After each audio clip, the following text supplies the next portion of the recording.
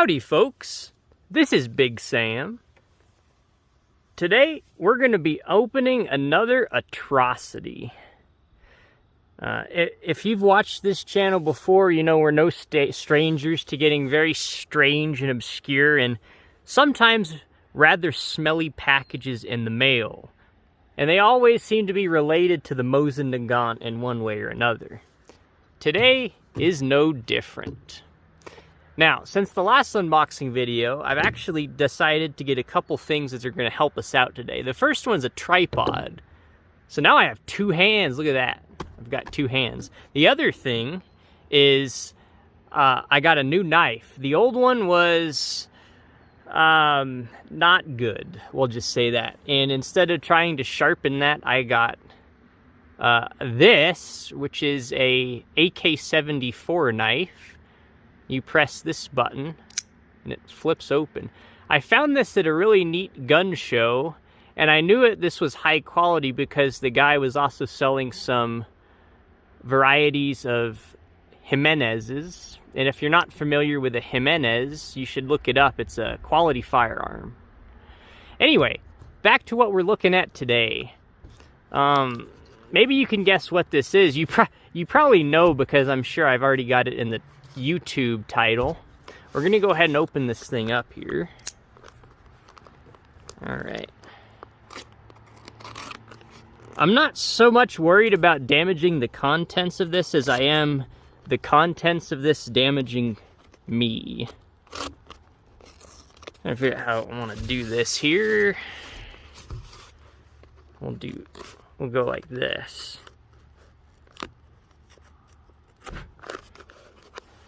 Just want to get this started. I don't need to go all crazy here.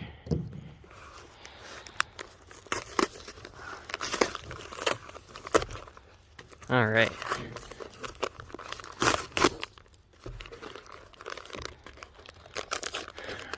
I am rather frightened by what's in here, I have to say. But you know by now that it's not going to be good. Might help if I got a serrated knife, but this seems to work just fine. Certainly better than the the last knife we had, but that's not really saying much. All right. Well, they certainly packed this one pretty well, gotta say.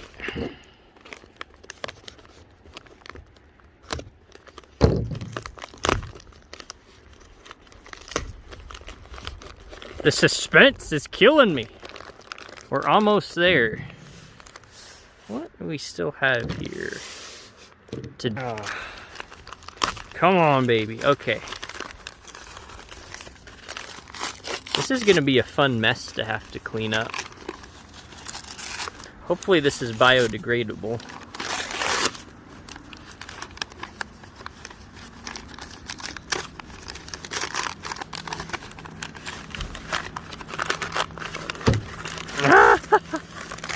Oh man, this is fantastic.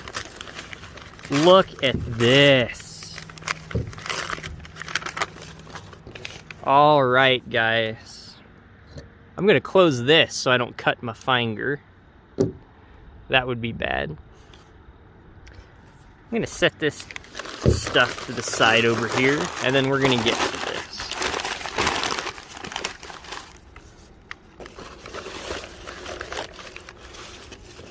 All right. So, we've got that out of the way. Now, we have this. Well, let me try to get my camera in a little better position here so you can actually see it. All right. So, maybe you guessed this was a Mosin bayonet, and you would be right. But let's take a closer look at it. Now, we know we have our wine cork here. All right, we take that off. We can actually see it appears that it's kind of hard to tell this is one, that this was a screwdriver tip, or they tried to make this into a screwdriver tip, which is interesting. But we get here to the back, to the actual socket part. Now the first thing you'll probably notice here, I'll use my knife as a pointer. You see these two rivets here. Normally a Mosin bayonet should not have any rivets on it. So that's one of the things that makes this interesting. In fact, we can see here that it's actually two parts. We have the actual body, and then we have the main blade. So you might ask, Big Sam, why did you buy this? Well, this is actually really interesting, and I've never seen one of these before. That's where it slides on the barrel. We don't know for certain what this is. However, it's extremely similar, almost identical to a one I found in a book. And what this probably is a M91 Mosin Nagant bayonet made around 1915. Now we think that because around 1915, the Imperial Russian Army was facing devastating losses, and with that, even more devastated shortages than they were already facing. At one point, they were losing around 200,000 rifles a month, and it was declared that the Russian army had 1 million men without arms. That's not good.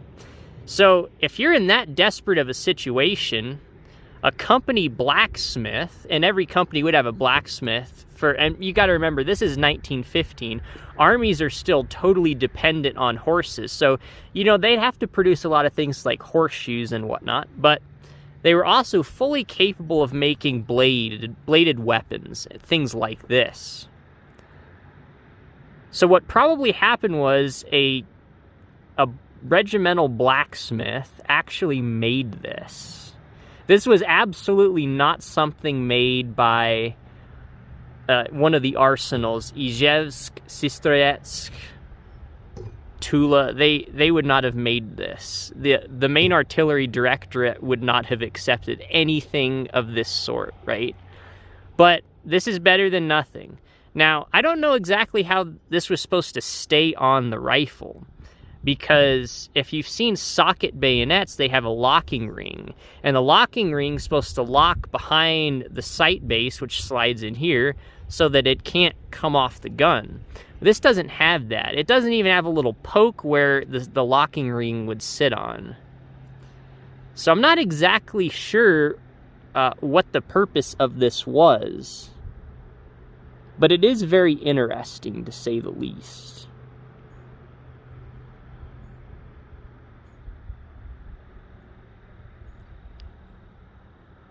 And it is quite long. I mean, there's my hand for reference. This is a very long thing, which is very typical for, you know, the World War I time frame. And the one in the picture in that book I found actually looked almost identical to this in the rust and all the, you know, the tetanus and all the horrible things. It was interesting because it actually came to a point. This clearly does not come to a point. They were trying to do something interesting here, and, you know, maybe it was a screwdriver tip and it's a little too wide now, but maybe it's just missing parts. We don't really know. But a really fascinating piece of history here. Absolutely fascinating. And these rivets have definitely still held up over 100 years later. I mean, look at that. Those things are not going anywhere. I wouldn't recommend buying one of these if you do not have your tetanus shot, though. That would probably not be a good thing. Alright. Let me see if I can try to get y'all a better picture of the inside of there. Alrighty. I don't think I'm going to save that. Now, what's really interesting here is we can take a look at what rifle this was probably made for. There are two potential rifles this would have been made for. Now, if we look at the arsenal of the Russian army, as far as the Mosin Nagant's concerned, because they were using all sorts of stuff. They were very desperate. But specific to the Mosin Nagant, this would have been used on an M91 3-line rifle or a Dragoon rifle. This would not have been used on a Cossack because the Cossack rifles were not to have bayonets on them. And the 1907 carbines were not to have bayonets on them either. Although this would technically fit on a Cossack, it would not have really been done generally. Now, I couldn't say that it was never done. In fact, it almost certainly was done, but it was not the standard practice. So, let's take a look here at these rifles.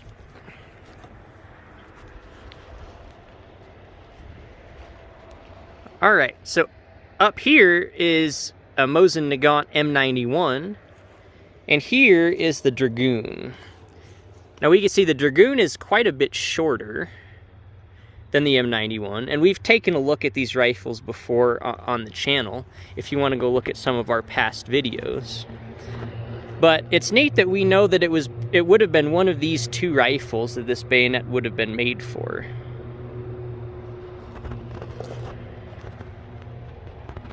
Now this particular Dragoon was made in 1909 by the Ersatz arsenal.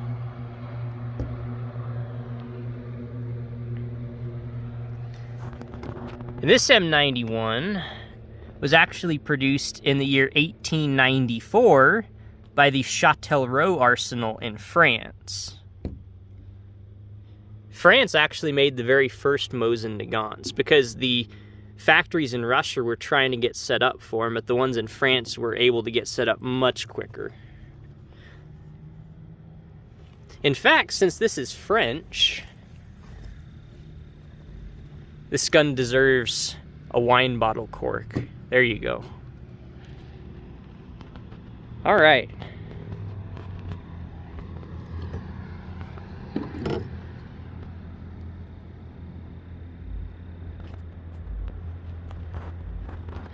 Well, thanks for watching, guys. I hope you didn't get tetanus from watching this. I certainly hope I didn't. Hope you enjoyed the video. Thanks for watching. Let me know if y'all have any prayer requests, and I'll see you next time.